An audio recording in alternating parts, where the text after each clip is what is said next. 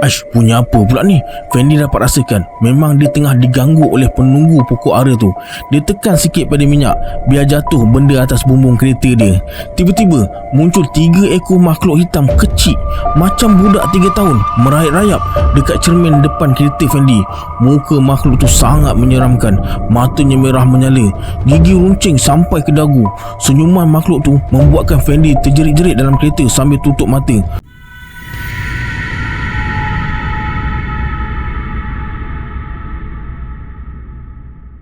A'udzubillahiminasyaitonirrajim. Bismillahirrahmanirrahim. Assalamualaikum semua, kembali lagi bersama saya Syarul. Terima kasih sebab dah klik video ni. Semoga yang menonton video ni ditambahkan rezeki dan dipermudahkan urusan dunia dan akhirat. Hari ini saya akan kongsikan 4 kisah yang dikirim oleh sahabat Syarul Chapter. Ada kisah tentang mendekut burung awak hingga kisah Fendi yang takut nak masuk kampung bila waktu maghrib. Nak tahu kisah ada macam mana? Tonton video ni sampai habis. Jangan lupa like, subscribe dan komen dalam video ni. Pada yang nak join grup Telegram saya letakkan link dekat bawah.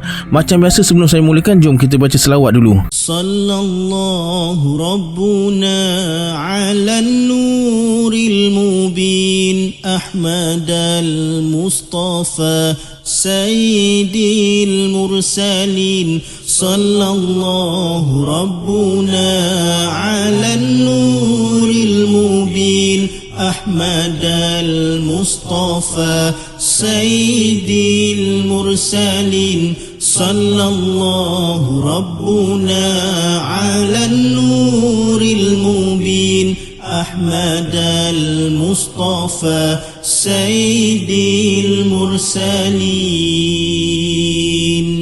Tanpa buang masa lagi, jom let's jump to Rabak Seru.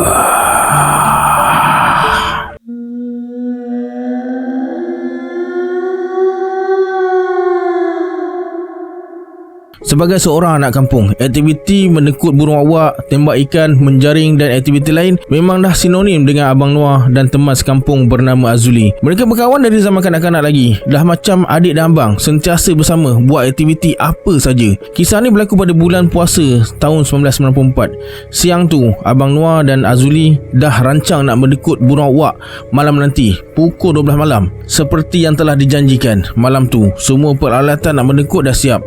Tepat pukul 12 Khamis malam Jumaat, mereka berdua pun bergerak ke lokasi yang berada tak jauh dari rumah Azuli. Sebuah kawasan sawah lama. Sebelah kanan sawah tu ada sungai, sebelah kiri ada semak samun tebal dan bukit. Atas bukit tersebut ada 2 buah kubur lama. Depan kawasan sawah lama tu Gunung Datuk. Malam tu langit cukup indah, ditaburi bintang-bintang dan diterangi cahaya bulan. Lepas pasang jaring burung, Azuli mulakan tugas tiup surilin mendekut. Bersilih ganti mereka tiup surilin mendekut tu. Lebih kurang tak sampai setengah jam, burung awak yang berada dalam semak sahut panggilan dekut mereka. Tapi bukan burung wak-wak sawah yang mereka cari. Mereka nak burung wak-wak yang berada atas gunung tu.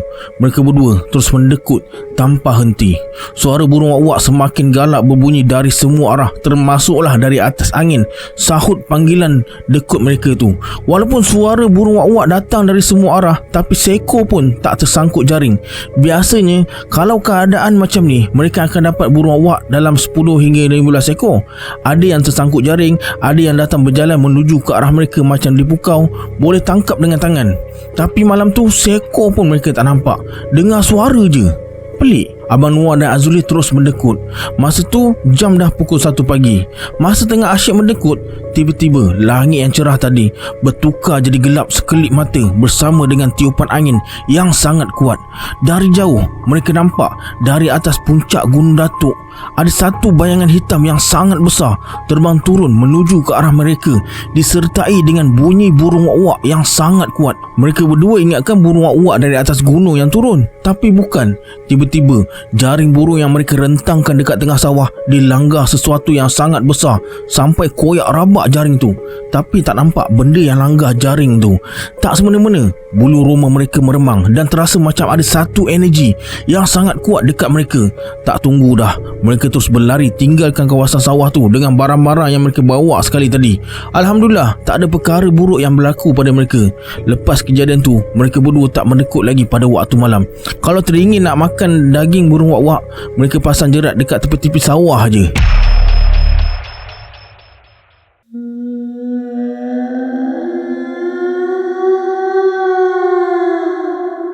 tahun 2018, Yen dengan keluarga dia berpindah ke Kelantan lepas arwah abah dia pencen. Mereka tinggal di rumah banglo setingkat di kawasan kampung yang jaraknya dalam 15 ke 20 km dari bandar. Yen ni jenis yang tidur lewat, kadang-kadang pukul 3-4 pagi baru nak tidur.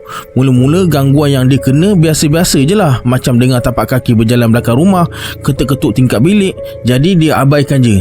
Biasalah baru beberapa bulan pindah dekat rumah baru tu kan. Dekat kawasan rumah Yen tu ada satu jambatan dan sungai. Dia ada dengar cerita pasal jalan tu bila waktu malam. Pesan kawan-kawan dan orang kampung dia kalau boleh elakkan lalu jalan tu bila tengah malam. Bagi Yen, jalan tu sangat menyeramkan.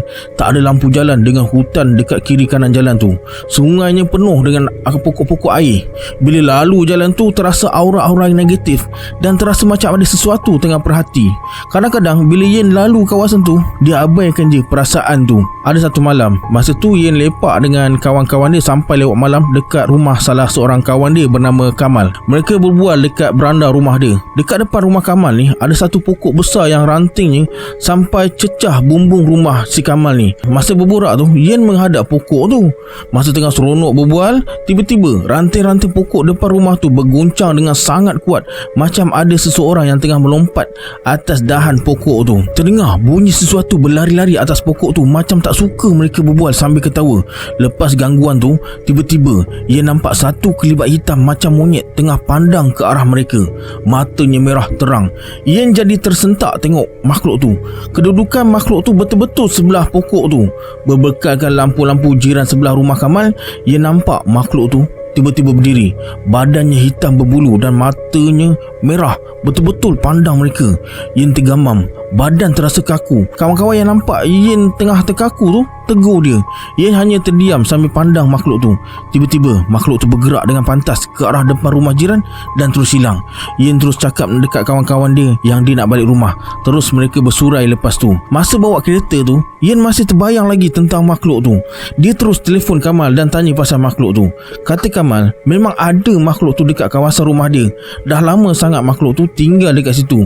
Dengar kata dulu ada orang kampung yang bela makhluk tu. Lepas tu tak bertuan dah. Jadi dia berlega-lega dekat kawasan tu. Dalam perjalanan balik, Yen terpaksa lalu ikut jalan sungai tu. Kalau ikutkan jalan nak balik rumah tu ada dua jalan. Jalan depan tu jalan yang selalu orang ramai ikut, tapi jalan tu selalu ada roadblock. Jadi Yen terpaksa ikut jalan belakang, iaitu jalan sungai tu. Jam dah pukul 3 pagi. Nak tak nak kena hadap jugalah jalan yang tu. Masuk je jalan tu, Yen rasa tak sedap hati. Dia terus pecut kereta. Tak hirau dah apa yang ada dekat kiri kanan jalan. Alhamdulillah sampai juga rumah. Bagi salam, buka pintu dan terus masuk dalam rumah. Lepas bersihkan diri, Yen terus baring atas katil dalam bilik dia. Dia masih terbayang lagi apa yang terjadi tadi. Masa tengah layan nak pejam mata tu, tiba-tiba Yen terdengar macam ada orang cuba buka tombol pintu bilik dia. Yen terkejut dan terus bangun. Kemudian dengan perlahan-lahan Yen buka pintu bilik. Dia nak tengok orang dekat luar pintu bilik tu, tapi tak ada. Dia tutup balik dan terus baring. Posisi baring tu, dia terlentang, muka menghadap ke kanan. Terlentang muka kanan. Tiba-tiba Yen terasa kaku, tak boleh bergerak. Dia cuba meronta-ronta tapi tak boleh. Badan terasa sangat berat. Cuba menjerit tak keluar suara. Bulu roma meremang. Lepas tu anak mata Yen bergerak, pandang ke arah siling bilik dia dan ternampak ada sekujur tubuh dekat atas siling. Bajunya warna putih lusuh, rambutnya panjang sampaikan hujung-hujung rambut makhluk tu kena leher Yen ni. Dengan perlahan-lahan makhluk tu turun. Rambutnya makin lama makin banyak kena pipi Yen. Sekarang makhluk tu betul-betul dekat pipi Yen. Bibir makhluk tu kena leher dia dan tak semena-mena makhluk tu lekapkan pipinya pada pipi Yen. Masa tu hanya Allah je yang tahu perasaan Yen masa tu. Sekali lagi Yen cuba meronta-ronta tapi tetap tak boleh bergerak juga.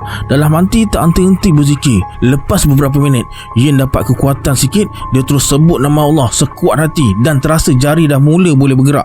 Akhirnya Yen boleh gerakkan badan. Dia terus bangun dan lari keluar bilik. Selang beberapa minit, terdengar suara orang surau mengaji. Tak lama lepas tu azan subuh berkumandang. Lepas solat subuh, Yen tidur dekat ruang tamu. Disebabkan kejadian tu, arwah abah Yen ni panggil seorang ustaz untuk berubat. Ustaz tu suruh Yen lunjurkan kaki dan pegang ibu jari kaki dia. Tiba-tiba ustaz tu sedawa.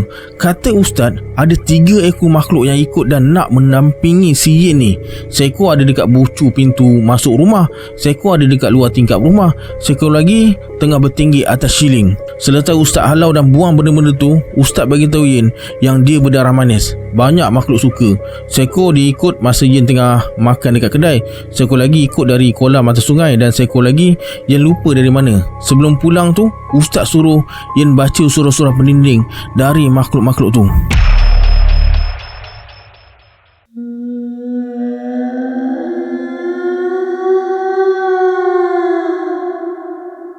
Cuti raya tahun baru Cina tahun lepas, Daus bercadang nak balik kampungnya di Kelantan dari Petaring Jaya.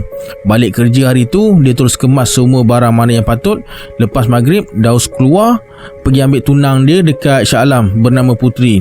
Lepas tu mereka bergerak ke Kelang ambil adik tunang dia bernama Wan ni. Nak tumpang katanya. Dah selesai semua, mereka pun mulakan perjalanan ke Kelantan. Daus ni masih baru lagi dekat sekitar lembah Kelang ni. Jadi kalau nak ke mana, dia banyak gunakan Waze je. Disebabkan Daus tak tahu nak ikut jalan mana nak keluar ke Diuk, dia pun Waze Gua Musang terus. Tunang dia orang Gua Musang. Dia ingatkan lalu ikut Gombak lah. Sepatutnya dia Waze Plaza Tul Gombak. Dengan yakinnya dia terus drive. Rupa-rupanya masuk highway nak ke Ipoh tu. Lepas tu masuk Cameron. Menyirap jugalah Daus masa tu. Dah lah tol mahal. Sebelum masuk jalan Cameron tu, Daus berhenti makan kejap dekat R&R. Lepas makan terus bergerak. Masa mula masuk jalan Cameron Gua Musang tu, Daus dah rasa lain macam. Sebab masa tu jalan sunyi sangat. Yelah dah dekat pukul 1 pagi. Puteri dengan Wan dah siap berdengkur dah. Tinggal Daus seorang je layan selekor sambil dengar lagu dalam USB dia. Ni nak cerita yang masa tengah naik Cameron dulu. Masa tengah syok layan selekor naik Cameron tu, Daus perasan ada sesuatu melintas dekat bahagian atas depan kereta dia. Warna hitam. Laju je melintas. Daus ingat kelawar. Dia buat tak tahu je lah. Tapi terkejut jugalah. Nak kata berani tak adalah sangat. Jalan ni pula tak pernah dia lalu sebelum ni. Daus terus memandu. Selang 2-3 selekor lepas tu, sekali lagi benda yang sama melintas. Zup. Kali ni Daus betul-betul terkejut dan terus beristighfar dengan kuat. Astaghfirullahalazim. Tunang dia terus terjaga dan tanya kenapa. Daus cakap tak ada apa-apa. Terkejut sebab kelawar melintas. Dia suruh Puteri ni tidur balik. Tak nak dia nampak apa-apa yang menyeramkan. Nanti lain pula jadinya. Lepas Puteri tertidur je, Daus terus menguap. Lepas menguap tu lah Daus nampak sesuatu tengah duduk tepi jalan. Betul-betul lepas selekor. Nak cakap pocong macam bukan. Nak cakap Pontianak pun bukan. Tapi Daus nampak baju dia putih dan ada kesan tanah sikit. Elok je duduk tepi jalan. Masa tu dah pukul 2 pagi lebih. Nak kata orang balik berkebun, tak mungkin. Daus terus tekan pedal minyak laju sikit. Nasib baik benda tu tak tahan kereta masa tu. Masa tengah laju tu lah boleh pula tunang dia terjaga dan cakap janganlah bawa laju sangat. Daus yang tengah berdegup jantung duk-dap cakap tak apalah. Daus perlahankan kereta balik. Tak lama lepas tu Puteri cakap nak terkencing. Sudah. Nak cari mana tandas. Dengan kiri kanan jalan, pokok je sepanjang jalan. Daus pula yang kena marah sebab lalu jalan tu. Lepas kemunculan makhluk tu, Daus bawa kereta macam biasa. Ngantuk terus hilang. Takut punya pasal. Tunang Daus masa tu adalah menyembang dengan dia. Dia tak tidur sebab nak terkencing punya pasal. Tengah sedap menyembang tu, Daus terkejut sebab nampak dekat depan macam ada kucing warna hitam melintas. Daus terus tekan brek dan cuba elak, tapi tak sempat nak elak. Habis terlanggar juga sikit. Kucing tu keluar dari belah kiri jalan nak melintas ke kanan jalan. Tak sempat melintas, kena gilis dengan tayar sebelah kanan kereta Daus ni. Tapi yang peliknya, lepas kena langgar tu, Daus tengok belakang dari side mirror. Tak ada pula kucingnya. Dalam kepala dia asyik terfikir, kucing ke benda tu yang melintas. Mula dari sinilah Daus kena kacau. Sampai je jalan nak selekor, Daus brek kereta. Tapi dia rasa lain macam ada rasa gelincir sikit dekat belakang kereta. Nasib baik tak laju. Kalau tak memang dah terbabas. Kalau selekor belah kiri, lagi terasa macam tayar belakang sebelah kanan kena lock, tak boleh gerak. Pelik. Nak kata bearing rosak, tak ada bunyi bearing. Hati dah mula rasa tak sedap. Asyik rasa macam ada yang nak mengacau je. Daus tukar lagu dalam USB ke bacaan ayat Al-Quran. Gangguan tu masih ada, tapi Daus terus je memandu.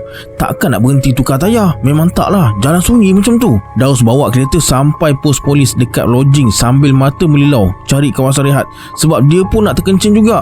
Berhenti je dekat pos polis tu. Tak, dia tanya abang polis dekat mana tandas terdekat. Abang polis tu tunjuk dekat depan sikit ada masjid. Sampai kawasan kawasan masjid, Daus dengan tunang dia terus pergi tandas. Adik tunang dia si Wan ni keluar kereta pergi isap rokok depan sikit. Lepas selesai isap cuci muka apa semua, Daus nak keluar pergi dekat kereta dia. Tiba-tiba ada seorang pakcik ni, dia baru sampai naik van. Dia nampak Daus pergi dekat kereta dia. Terus dia panggil Daus dan cakap, "Pakcik ada nampak tangan hitam tengah pegang tayar kereta kamu dekat belakang sebelah kanan tu." Daus tengok tayar tu, tak ada apa-apa pun. Lepas tu pakcik tu tanya, "Ada langgar apa-apa ke masa tengah jalan tadi?" Daus cakap ada, langgar kucing. Dia pun cakap, "Oh patutlah," dan terus bagi Daus sebotol air. Pakcik tu cakap air ni air ruqyah dan yasin. Dia suruh ambil air tu sikit, baca Al-Fatihah sekali dan selawat 3 kali. Lepas tu renjis dekat tayar tu, minta pertolongan Allah. Daus buat apa yang pakcik tu suruh. Dah siap semua, Daus bagi balik lebihan air tadi dekat pakcik tu. Lepas tu ucap terima kasih dekat pakcik tu, Daus terus masuk dalam kereta. Tunang dia pun dah siap keluar dari toilet. Kemudian mereka terus sambung perjalanan turun dari lodging tu. Sebelum gerak keluar masjid tu, pakcik tu pesan supaya berhati-hati sebab ada lagi yang menunggu giliran nak ganggu Daus ni. Daus hanya anggukkan kepala je. Lepas keluar dari kawasan masjid, Daus bawa kereta macam biasa. Kereta pun dah okey, dah tak ada rasa tergelincir dekat tayar belakang tu. Masa ni tengah turun dari lodging, Daus ingatkan dah tak jauh dah nak sampai Gua Musang. Rupa-rupanya jauh lagi perjalanan. Badan dah letih, mata pun macam dah mengantuk. Nak bagi tunang dia bawa kereta memang tak lah. Lepas apa yang berlaku tadi, dengan dia pula tengah bercuti, si Wan pula tak ada lesen memandu. Duduk belakang memang tidur je lah kerja dia. Radio player tu tutup masa dekat masjid tadi, terlupa nak on balik. Bila teringat, Daus nak on lah balik. Tapi pelik, lembat pula nak loading lagu. Nak tukar ke radio memang tak ada siaran langsung dekat situ. Biar je lah dia loading. Mata memang dah rasa mengantuk dah. Daus nak capai lah air lonjek yang dia beli sebelum bertolak malam tu. Masa nak ambil air tu lah Daus terkena sekali lagi. Tunang dia dah tidur. Tempat letak air tin tu belakang handbrake. Jadi tangan kiri Daus ni merabalah nak cari air tin tu sambil jeling-jeling. Tengah jeling-jeling tu dekat belakang, Daus nampak ada satu tangan putih sebelah kanan.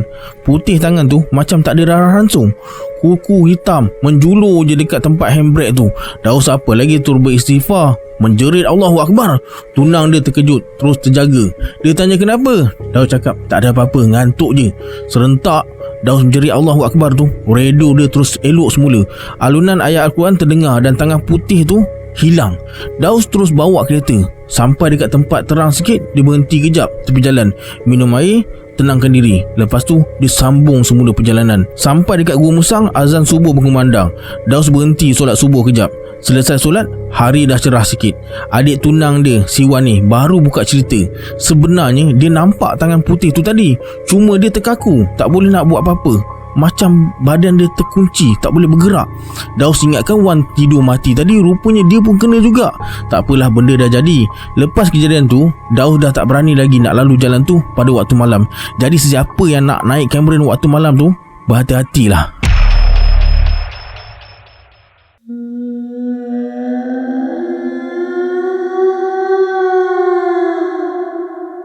Asal balik kampung je mesti Fendi teringat tentang pengalaman seram yang pernah berlaku pada dia dulu. Fendi jadi fobia dan tak akan balik kampung pada waktu maghrib. Kisah ni berlaku bulan lepas. Masa tu Fendi dalam perjalanan balik kampung lepas beberapa minggu tak balik. Rindu sangat dengan mak ayah dia. Maklumlah anak manja. Fendi pernah dengar abah dan kawan-kawan dia sembang pasal satu pokok ara dekat simpang jalan sebelum masuk kampung ni. Orang kampung kata mereka pernah nampak penunggu dekat pokok tu. Lagi-lagi kalau waktu maghrib. Mereka kata penunggu tu pendek macam budak dan hitam. Adalah dalam 3 ekor. Pak Seman pernah terserempak sekali masa dalam perjalanan balik dari ladang sawit. Kalau penunggu tu tak kacau orang tak apalah juga. Ni habis badan Pak Seman kena cakar, kena gigit.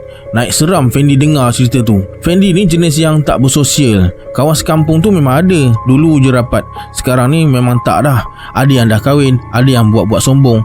Sejak Fendi kerja dekat bandar, dia hanya akan balik kampung sebulan sekali, kadang-kadang sebulan 2 kali. Bukan tak nak balik seminggu sekali.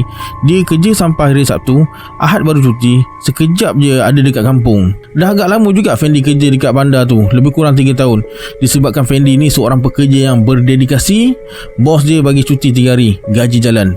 Fendi rancang nak balik kampung sebelah pagi. Tiba-tiba pula bos call, ada emergency katanya. Fendi terpaksa datang office tu.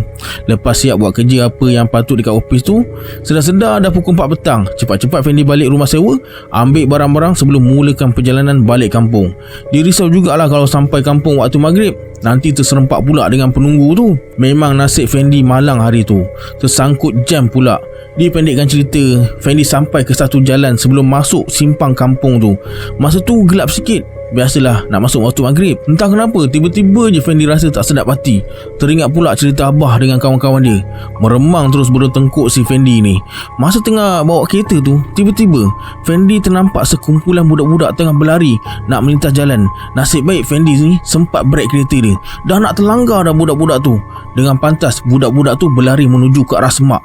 Fendi dah rasa pelik dah masa ni. Kenapa budak-budak tu semua hitam legam? Main lumpur ke? Setahu Fendi, jalan yang dia lalu tu mana ada perkampungan, kiri kanan ladang sawit. Tak boleh jadi ni. Jantung mula berdegup kencang. Fendi baca ayat kursi dan segala surah yang dia tahu sepanjang jalan tu. Dan tibalah saat yang paling menakutkan. Fendi kena lalu dekat pokok ara tu. Dia langsung tak pandang pokok tu. Cermin kereta dia tutup rapat. Fendi masuk simpang tu dengan perasaan yang bercelaru.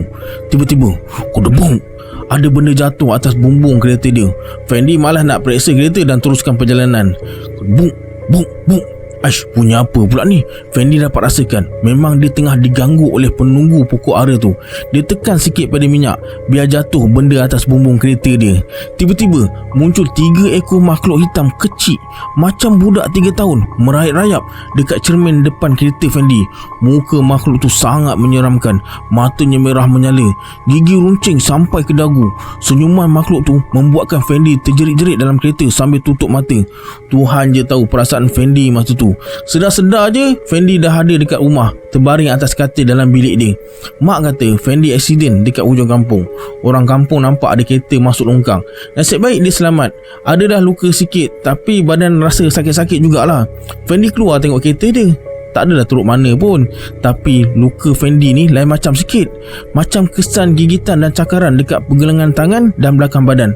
Mungkin makhluk hitam tu masuk dalam kereta masa Fendi tak sedarkan diri. Alright, sampai sini kisah yang dapat saya kongsikan hari ini. Sebelum kita berpisah, anggaplah kisah ni sebagai hiburan semata-mata. Janganlah terlalu mudah percaya hanya yang mengalaminya tahu akan kebenaran sesuatu kisah tu. Kita berjumpa di video akan datang. Saya Syarul. Assalamualaikum. Adios.